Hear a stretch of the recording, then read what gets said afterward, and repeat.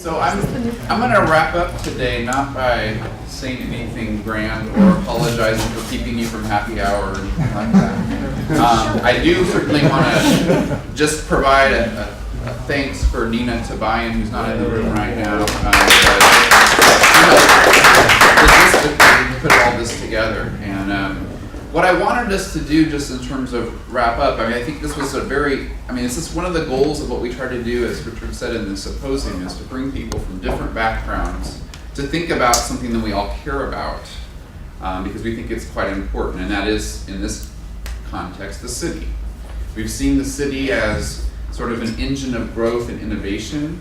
It's a place where interconnected cities, as Elizabeth talked about, networks or constellations, that was a metaphor even, where people move from and where knowledge passes from one to another, but some are more important than others. We've seen cities that Matthew brought up as a possibility to sort of cope with, mitigate against, think about sort of climate change, and then in this last presentation, thinking about sort of how war interacts with the city. All of these things are quite interesting. And so as we think about the form and the function of the city, I actually did want us to go back, and this is just because I really did, like Elizabeth's introduction. Let me see if I can find. I copied her. I copied her slides. So. Oh, did you, Gary? Yes. And added one. They're in Payne's class. You found the way you're on. I did, so I can find it. So this is her name isn't on it. Okay, this is plagiarism. We can add your name. All right. So this is I thought I said it was Elizabeth's slides. I don't know what else I can say.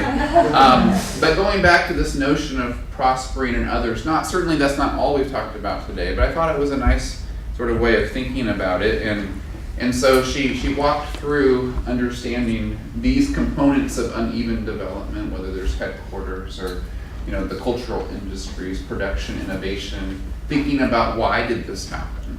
And we didn't talk a lot about the why it happens in terms of having the founder effects or sort of historical accidents and the like.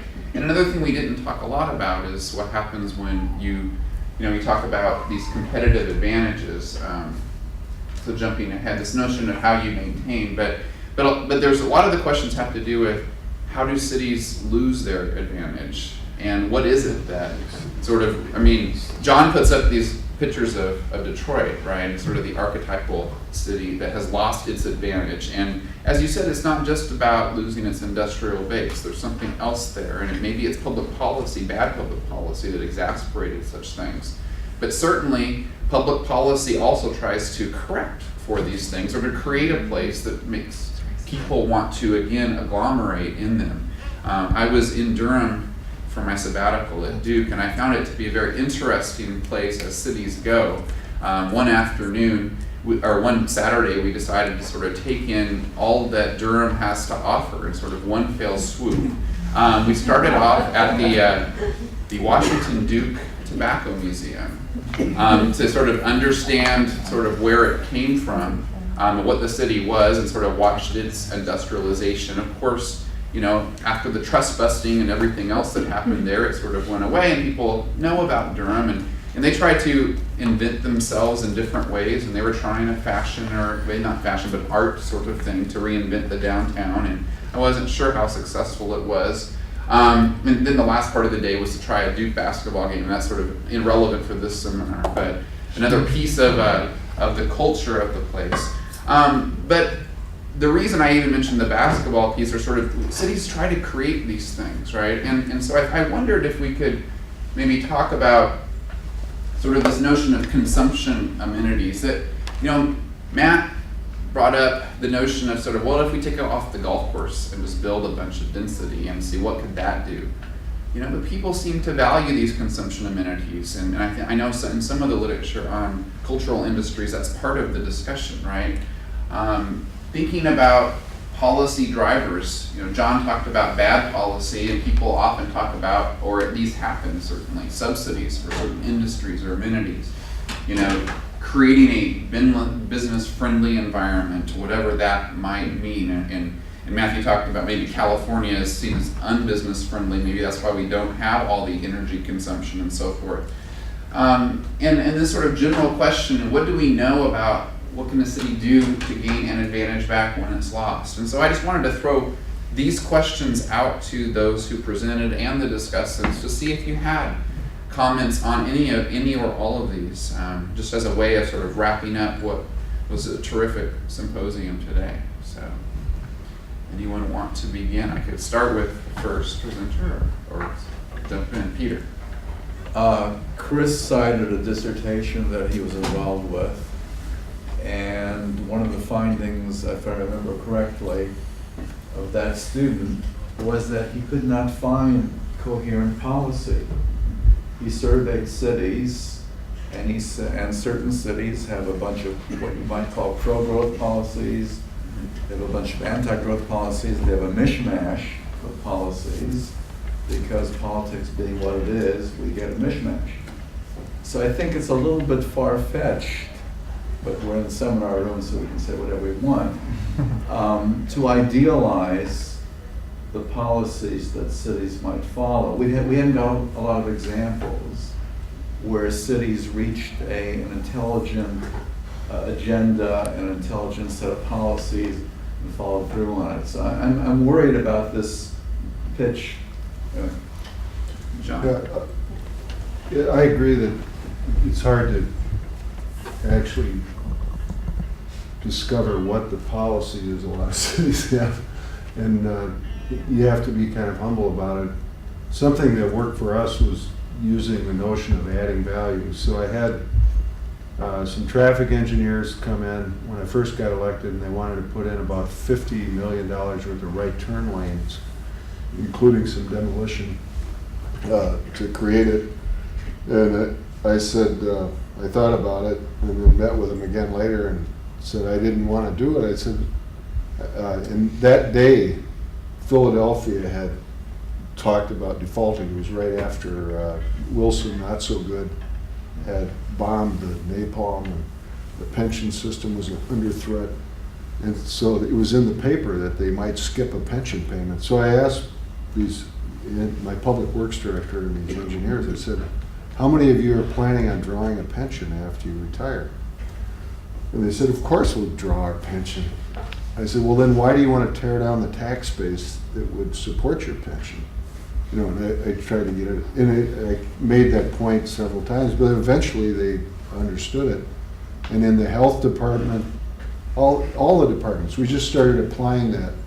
Does it add value? We were giving immunizations that Medicaid was supposed to pay for and paying for it with property taxes to protect work for the health department, because they had been doing it before Medicaid, and so that way Milwaukee taxpayers could pay twice for the info. You know, so that didn't add value, but we just applied that. And when we had that meeting with Glazer about a month ago, the idea of applying that notion would add value. One other point I wanted to make was the idea of competition between cities. I think that's the most overplayed thing. It's totally ridiculous. It has nothing to do with the marketplace whatsoever. My a good friend of mine runs a steel processing company in Milwaukee, and he doesn't decide whether he's going to put one of his satellite plants in a place because they have a good economic development program. Even the subsidies are ridiculous. It has nothing to do with the real operation of the business. It has to do with distribution, customers, supply. I mean, this idea that somehow a city is going to get a plant and have a meaningful effect on their economy. And then the most ridiculous thing of all is the pageantry things. You know, once in a while somebody will stumble on something like the Snowmobile Museum, and the first one, and maybe it works. But the most ridiculous of all is the banners. If you look around the country, you come to a place that really is degraded. It doesn't have, you know, the coffee shop is closed, the hardware stores, everything's been converted into resale shops, if anything. And they'll have these banners blocking the windows where the merchandise is. So any hope of ever revitalizing the retail is destroyed by the banner that says what a cool place, or what the historic district, or whatever the banner says. So one of the things we did in Milwaukee that was very successful was I chased the banner salesman out of City Hall.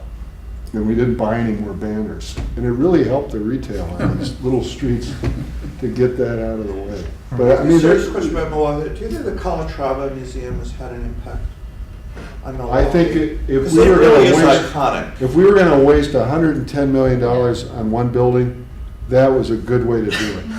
Because first of all, it wasn't the city's money. It was rich people's money, and it created a building that was well done, lined up perfectly with the street. It was a good terminated vista, so I liked it. And you know, whether that turned the city around or anything, I don't think so. But you know, when you come to these public works, if you do no harm, you know, if you don't do something really dumb, like the worst case was Flint. They subsidized the auto museum, and they subsidized Hyatt Hotel and a parking garage, and they closed a bunch of streets, and they just spent lots of money ruining their downtown. So Flint would have been better off, if they hadn't spent a dime on developing Flint for the last 50 years, it would look much better than it does today. Jenny? This may be sort of a broad overarching point under the policy drivers, but we haven't talked at all about sort of the just general public management, but sort of, you know, not making stupid policies, but also just running cities reasonably well. So I was living in DC at the tail end of Marion Barry, and there when he left and Tony Williams moved in, it was sort of the sense that, you know, not just that your mayor's not getting, you know, arrested, but all of a sudden, you know, the trash gets picked up, and, you know, the streets get swept, and things run on time. And, you know, you gotta hand it to New York, you know, both Giuliani and Bloomberg are really good at just making the day-to-day quality of life kind of run along, you know, and, you know, I hear stories about in the 70s when they didn't pick up trash in New York. Well, you know, I might have considered moving out too. Good point. Okay, so my response to your question would be, we know almost nothing about how to answer it, nothing really clear, and that we need to admit that. That's in a way the premise behind the research that we were reporting on this morning, was to try and consider almost everything. One thing I'm increasingly convinced of, and Tom mentioned this when he presented, is that when we delved into empirically what cities do that they call economic development policy, most of it is complete rubbish. I mean, it really is, rubbish, right? So they're not doing really anything to develop their economies under that label. They may be doing other things that are not under the label that are more important than that. The other is that we really don't know how much is due to luck, how much is due to deep structural forces in the economy that take decades to build up, and a lot of which are unobservable. We don't know how much is due to the things that drive talented people in and out, or whether that has anything to do with it or not, as independent versus intermediate causes. And when it comes to institutions, my guess, but I mean, this is, you know, should be falsifiable by someone or provable by someone, is that a lot of the formal institutions are probably less relevant than the social science sense of institutions as informal routines, practices, and social networks, and that therefore the problem with when I'm in the field of urban planning and urbanism and all that kind of part of the academy and policy is, we have this thing, the city, it's a physical object. The easiest part of it to manipulate is buildings and roads and stuff like that, right? And there's a power base in the bureaucracy for doing it, and we say, we zoned it, we did it, we got this in and out. Except that I actually think that most of that is only very marginally relevant to the economic development of a region, and a region being the relevant scale for economic development. So, and that really our problem should be redefined in the way that development economics defines it, meaning there's some kind of very complex, I'll use that horrible word, ecosystem, a socioeconomic, technical ecosystem, which is the mystery of why economies develop. And a lot of it isn't about building buildings and roads and zoning, it's about the social structure. But I can't tell you more specifically what levers you would, I mean, if we knew that, underdeveloped countries would know how to develop faster, right? But it's the same thing for cities. That's just a guess. I mean, just to build off of what Michael's saying, one of the things that seems so clear is how stochastic it is, because it doesn't happen the same way every time, and this is actually why you see all this failed economic development policy or initiatives, is that it worked in Silicon Valley, so let's make Tech Alley. I mean, it didn't even work in New York to make Tech Alley, and it did work in the Research Triangle, but that it's so impossible to roll the dice the same way every time, despite it seeming like, well, these 4 factors worked in Silicon Valley, or these 5 factors worked in New York, so they ought to work somewhere else. And it doesn't. It is this interaction effect with all the variables. So I was at a session in Leonard Park last night, and we ended up bemoaning what we could do about the city of LA. And the consensus was that, well, LA is really subordinate to the state. The state controls property taxes, and the state controls all these initiatives, and then we also are getting money from the feds, and so That's the municipal coat of arms. So the point I would make is that anything about policy drivers has to be put into a multi-level governmental hierarchy to conceptualize what can be done at the local level. Now, I do subscribe to the broken windows theory, that you can do stuff. I was in New York in the 70s, though, and they didn't have any money to do anything. It was a fiscal disaster. So that was they did a global economy more than it was to anything else. So you have these multiple levels, and then every mayor has to do something. It has to claim credit for something. So it's an interesting problem as to what can they actually do, what can we tell them to do. So one thing, but Michael, I'm surprised you didn't mention it, one thing that for economic development on a regional basis, wholesale, doesn't everybody agree now that economic development hinges on educational development? The education is the only thing we can point to as being, is really building the long-term viability of economies. Isn't that the Katz and Golden thesis of the 20th century? Isn't that what everybody says? But that isn't controlled so much in the city of LA, because LA is just a little tiny place where the educational training is happening statewide and nationally. And so we're sort of like, we have a national labor force that comes here, and we didn't train them all, we only trained a little piece of them. So it's a frustrating problem. Are you optimistic about a national education policy? Well, yeah, we have a race to the top now. We're going for it, as opposed to going down the way we have been going. Well, you don't think it's going to work? Never mind. If it doesn't work, you can't retire. Well, that's a separate. Instead of no child left behind, we're going to race to the top. I just wanted to build on a couple of points, which, first of all, I mean, I think in terms of education is necessary but insufficient. So I don't think it's just a matter of having highly educated workers and everything magically works out. I also think, I mean, you pointed to sort of scalar issues and the fact that the city has limited power, and I think, I mean, we're looking at regional economies because I think that's what makes sense from an economic sort of functional perspective. But obviously there's not much in the way of sort of regional policy making, and insofar as there's city-based policy making, maybe it's just not at a sufficient scale to really change functional economic bases and regions. There's no taxing power at the regional scale. Well, no, right. But at the urban scale, it just seems like you don't have the money to really, even if money was somehow enough, Right. you don't have the money to really make fundamental changes in economics. So this scale, this hierarchy has to be part of the solution. That's the key framework, thinking in the hierarchy. Richard? So, okay, first of all, I think, we could stipulate, or we would go a long way if we could just agree what bad policies are and avoid doing them, and the whole economic development stuff. This is what Sonny Ladd has done some stuff on this, Tim Bartek has done. You look at the jobs per dollar created out of these economic development. I don't think there's any argument about this anymore among serious people, right? I mean, this is not a liberal or conservative or libertarian or something. this is just wasting money. Rich, And there's if just, Los Angeles could get the Raiders, our per capita income would double. well, and Colson would tell you our quality of life would go up, but that's a separate. But I agree with you. But no, but I think in terms of bad, I think we should be able to agree that there are bad policies that no place should do. But the converse is much harder, and I'm thinking about, I've admired John for a long time, but he really hates freeways. I mean, this is, I think this is that a reasonable?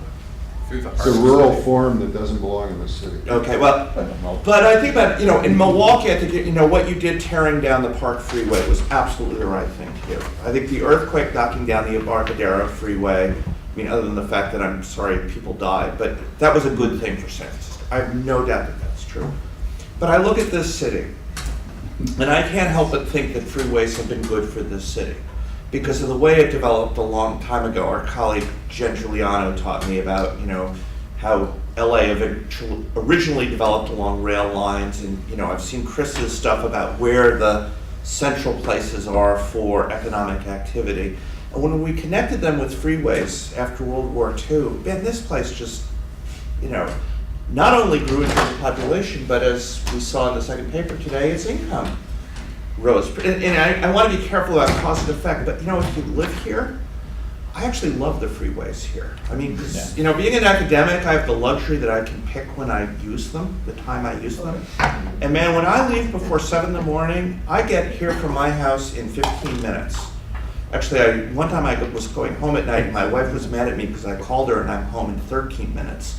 And she says to me, you probably should go a little lighter on the speed there. But there are really, they work really, in terms of distributing people and economic activity in this place, I think they work quite well.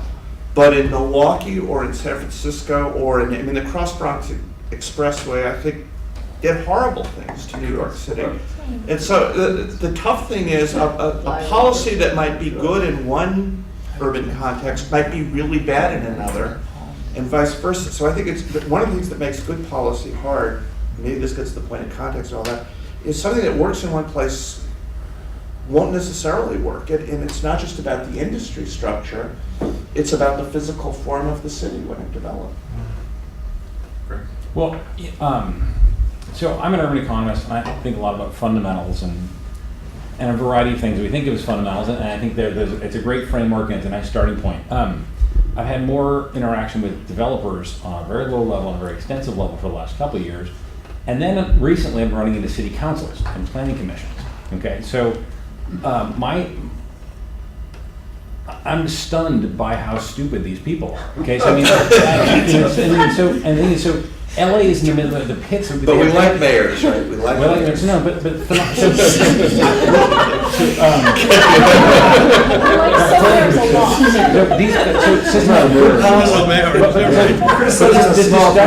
discussion of good policy versus bad policy, I think the value-added question is the right one. So we had some students present some ideas to this planning commission, and they felt compelled to come up with bad reasons not to do things. I mean, it was a remarkable thing. Under vaulted ceilings, under the the power of the state, there was this wonderful, all the things you talked about, power there, everything, and they had nothing intelligent to say. And when they went around the room talking about all the reasons not to do something. And I think the culture of LA, and LA may not be competing in a direct sort of cohesive way, but they certainly sent a message to everyone in the room, don't bring a good idea to LA. And so, and you talk to developers, they said that's why we go to cities outside of LA. So LA EDC has just come up with this giant strategic plan to try to revitalize LA. They've added 2 million people in the last, LA City has added 2 million people in the last 40 years and no jobs. I mean, so it's stunning. Like all the job growth is outside of LA City. So there is a competition. And I think that bad policy, no policy, incoherent policy has huge implications. So I think LA has survived because the economic gravity of LA is it's such a dynamic place with so many cities competing and so many things churning that they can get away with that. But I'm a little bit perplexed. So I don't really know what to make. This is not clear. The only thing that this idea of competition is like countries competing. If we have a trade balance that's positive and and China was buying more stuff from us, that we would be better off. It's such a weird. Yeah, so investment. And the cities yeah. aren't, I mean, the idea that, you have this sort of zero-sum game going on. No. But Philadelphia versus New York or But something. a developer will look around the LA basin for a location to do something. And, Oh, and the idea is that there are places you can go, which are proximate to the population of LA, that are not LA City. And so the tax dollars don't go to LA City, they go somewhere else. And so, and this ties back into Matt's discussion about environmental, green cities, which is ultimately the economic activity is happening somewhere in LA. It's happening in second and third and fourth best places because it just goes to where the weak link in the political chain is. So, we have this sort of random city as opposed to some sort of cohesive. I mean, so all these discussions about planning, I think, are interesting, but ultimately, and I hate to turn this, I hate studying local politics. But Tony Bertelli, this political scientist, is on board, and he and I have had these conversations. I really kind of feel like the next thing for all of us, which hasn't been on the table at all today, except for maybe John started talking tangentially about it, is the political process and how you actually get any wisdom. If we could even agree on anything, how would you actually get that implemented in some systematic way? And I think that's I just watching the LA planning commissioners systematically take apart a good idea because they felt it was politically expedient. And once one person did something bad, everyone had to top it.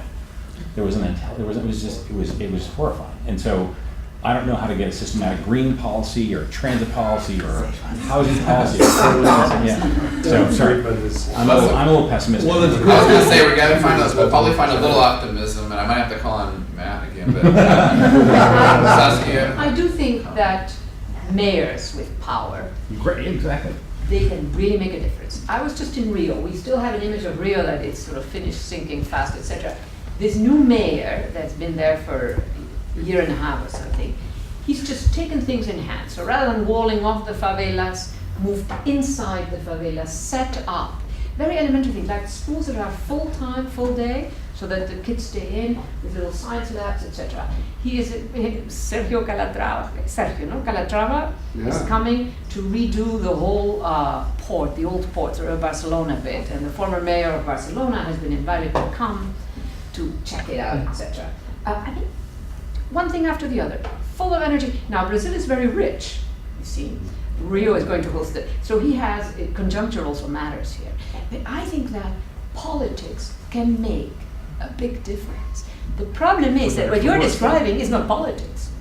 Those are people who are, who knows, they're playing another game that they don't strike me as. So let's keep the word politics with its full force. I think that a lot of what happens in our Senate or in our Congress is not politics either. It's. I think you should take your worth and look at like the Florentine cities and the Hansa cities, and now the European communities evolving away from being nation states to being city states, and there's something to be learned there. I think the cities form more naturally around the economy, and maybe the governance. You could say, well, the city of LA. The reason the city of LA might have less jobs is because there's some good reason why the jobs are clustering more outside of it. I don't know, but I think the LA region, it has been successful. Detroit was the most productive city in World War II. Now it looks like World War II happened there, but Los Angeles was the second most productive city, and then went on being productive. And I don't know if it's because of the freeways, but I don't think the freeways damaged it, certainly in terms of truck traffic and so forth help. But and it's a region more than a city. But I was just to respond to your thing. That doesn't mean they couldn't have kept the red cars. If they'd had that stuff, it would have been another option. The freeways could have still functioned. I think it got a little unbalanced here, and it might have been a little bit better off if some of the transit had been. I have no disagreement with that statement. It's sort of like I have cognitive dissonance. It's so counterintuitive to tear down a freeway. Believe me, it's not going to happen a lot of places right away. I mean, it's but what I'm saying is, in Milwaukee and in San Francisco, freeways destroyed the fabric of the city.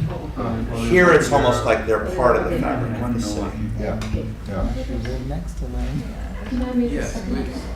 So somebody mentioned just in passing right now the environmental issue. I'm we're doing a little project on what would it mean to sort of raise the environmental sustainability, etc., of cities, using the knowledge that's coming from biology, nanotechnology as a way of amplifying nature's capabilities, industrial engineers. It's in a Keep at the Earth Institute. You know, Columbia has a strange thing called the Earth Institute.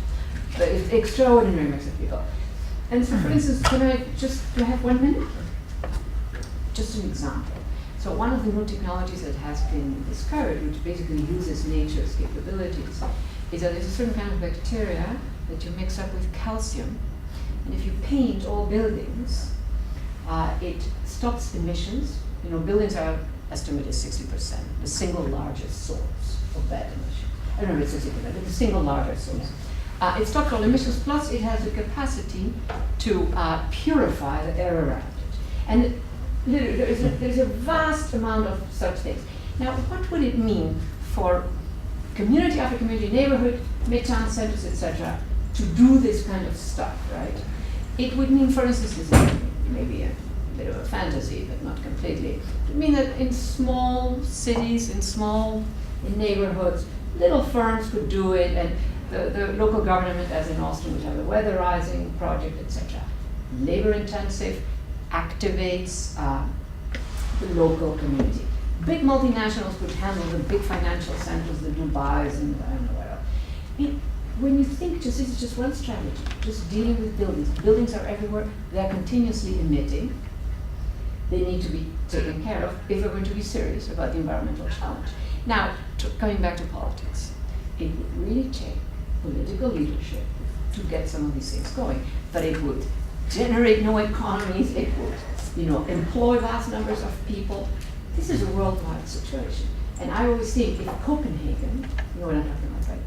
The Copenhagen meeting, if rather than trying to deal with the supranational system and all of these things, and it went nowhere, it was a disaster. Say that they have, and the Europe, $10 billion where they become available and somewhere or another. Say that they would have had such a practical strategy, and they could start in small cities and some of the big cities.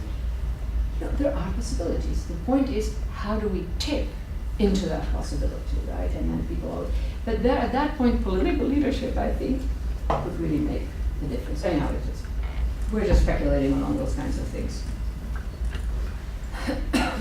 All right, well, thank you for the conversation. It's been a terrific day all the way around.